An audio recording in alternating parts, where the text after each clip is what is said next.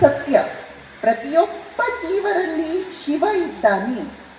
ಆದ್ದರಿಂದ ಜೀವರಲ್ಲಿ ಇರುವ ಶಿವನ ಸೇವೆಯನ್ನು ಮಾಡುವುದೇ ಅತ್ಯುನ್ನತವಾದ ತಪಸ್ಸು.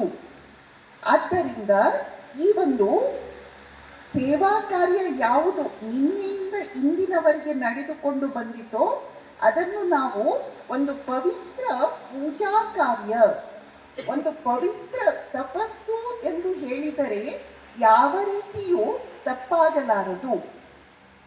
ನಮ್ಮ ಭಾರತೀಯ ಸಂಸ್ಕೃತಿ ಪರಂಪರೆಯಲ್ಲಿ 4 ಬಗೆಯ ಸೇವೆಯನ್ನು ಒಬ್ಬ ವ್ಯಕ್ತಿ ಇನ್ನೊಬ್ಬರಿಗೆ ಸಲ್ಲಿಸುವ ಪ್ರಯತ್ನವನ್ನು ಮಾಡಬೇಕು ಅಂತ ಹೇಳಲಾಗಿದೆ. ಮೊದಲನೆಯದು ಅನ್ನದಾನ. ನಾವು ಯಾರು ಸಂಪರ್ಕಕ್ಕೆ ಬರ್ತಾರೋ ಅವರಿಗೆ ಅನ್ನದಾನವನ್ನು ಮಾಡಬೇಕು.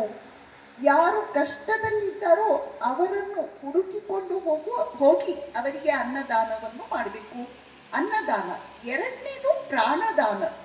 ಪ್ರಾಣದಾನ ಅಂತ ಹೇಳಿದಾಗ ನಾವು ಇನ್ನೊಬ್ಬರಿಗೆ ಪ್ರಾಣವನ್ನು ಕೊಡಲಿಕ್ಕೆ ಆಗದಿದ್ದರೂ ಆ ವ್ಯಕ್ತಿಗೆ ಡಾಕ್ಟರ್ ಸಂಪರ್ಕಕ್ಕೆ ಬರುವಂತೆ ಮಾಡಬಹುದು, ಅಥವಾ ಯಾವುದೇ ರೀತಿಯಲ್ಲಿ ಅವನ ಪ್ರಾಣವನ್ನು ಉಳಿಸುವ ಪ್ರಯತ್ನವನ್ನು ಮಾಡಬಹುದು. ಇದು ಪ್ರಾಣದಾನ. ಅನ್ನದಾನಕ್ಕಿಂತ ಪ್ರಾಣದಾನ ಹೆಚ್ಚು.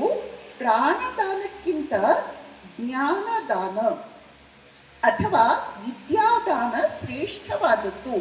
ಯಾಕಂದ್ರೆ ಮನುಷ್ಯ ಅಂತ ಹೇಳಿದಾಗ ಅವನಲ್ಲಿ ಜ್ಞಾನ ಇರಬೇಕು. ಜ್ಞಾನ ಇರುವುದೇ ಆದಲ್ಲಿ ಅವನು ತನ್ನ ಕಾಲ ಮೇಲೆ ನಿಂತುಕೊಳ್ಳಬಲ್ಲ, ಸಮಾಜಕ್ಕೆ ಒಳಿತನ್ನು ಮಾಡಬಲ್ಲ. ಜ್ಞಾನದ ಮೂಲಕ ಒಬ್ಬ ವ್ಯಕ್ತಿಯ ಬೆಲೆ ಹೆಚ್ಚಾಗುತ್ತೆ. ಆದ್ದರಿಂದ ಪ್ರಾಣದಾನಕ್ಕಿಂತ ಜ್ಞಾನದಾನ ಶ್ರೇಷ್ಠವಾದದ್ದು. ನಮ್ಮಿಂದ ಎಷ್ಟು ಸಾಧ್ಯವೋ ಅಷ್ಟು ನಮ್ಮ ಬಳಿಯಲ್ಲಿ ಯಾವ ಜ್ಞಾನ ಇದೆಯೋ ಆ ಜ್ಞಾನವನ್ನು, ಲೌಕಿಕ ಜ್ಞಾನ ಇರಬಹುದು, ಅಕ್ಷರವಿದ್ಯೆ ಇರಬಹುದು, ಗಣಿತ, ವ್ಯಾಕರಣ ಯಾವುದೇ ಇರಬಹುದು, ಅದನ್ನು ನಾವು ನಮ್ಮಿಂದಾದಷ್ಟು ಇತರರಿಗೆ ತಿಳಿಯಪಡಿಸಬೇಕು. ಜ್ಞಾನದಾನ. ಕೊನೆಯದು ಅಧ್ಯಾತ್ಮ ವಿದ್ಯಾದಾನ. ಅಧ್ಯಾತ್ಮ ವಿದ್ಯಾದಾನದಿಂದ ಮಾತ್ರ ಒಬ್ಬ ವ್ಯಕ್ತಿಯ ದುಃಖ ಪರಂಪರೆ ಶಾಶ್ವತವಾಗಿ ನಾಶ ಆಗುತ್ತೆ. ಅಧ್ಯಾತ್ಮ ವಿದ್ಯಾದಾನದಿಂದ ಮಾತ್ರ ಒಬ್ಬ ವ್ಯಕ್ತಿ ಜನ್ಮ ಮರಣ ಚಕ್ರದಿಂದ ಪಾರಾಗಿ ಧನ್ಯತೆಯನ್ನು, ಕೃತಕೃತ್ಯತೆಯನ್ನು ಪಡೆಯುವಂತಾಗತ್ತೆ.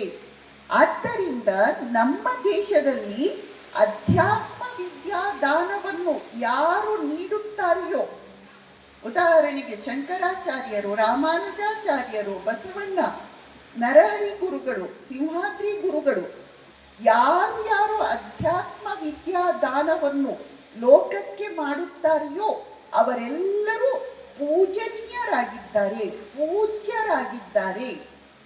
ಇದು